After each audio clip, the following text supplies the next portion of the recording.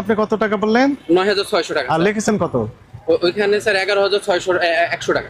১১,১০০। তাহলে কত বেশি লিখেছেন? তাহলে এই টাকাগুলো পকেটে গেল কার?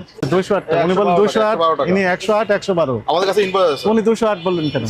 230 করে কিনেছেন আর বিক্রি করতেছেন কত? 350, না 320, আমি তো ২৬০ করে বিক্রি করি।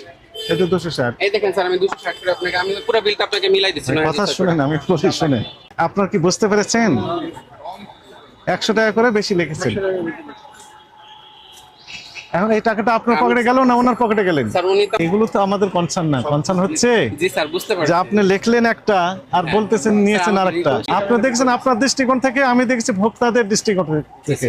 18 কোটি মানুষের পক্ষ থেকে আমি দেখেছি, আমারটা মিলেছে। স্যার। আর আপনি দেখছেন আপনার মূল মালিক একজনের পক্ষ থেকে, হ্যাঁ। তাকে খুশি করার জন্য, এই তো জি স্যার। পার্থক্য এখানে শুধু। এটা কি লিখেছেন? নাপা ট্যাবলেট। জি। কত করে বিক্রি